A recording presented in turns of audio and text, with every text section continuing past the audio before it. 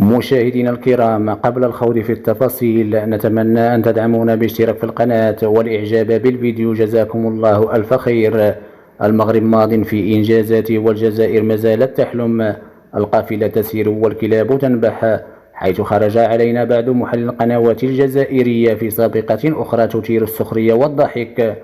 قالوا إن اسم أسود الأطلس المغربي ليس اسم مغربي، بل تمت سرقته من المغاربة، فهو في الأصل اسم جزائري. وهذا الكلام أثار الضحك والسخرية، حيث أصبح بعض محل القنوات الجزائرية يصبحون ويمسون على المغرب، وأصبح همهم الشاغل هو المغرب، لا حول ولا قوة إلا بالله.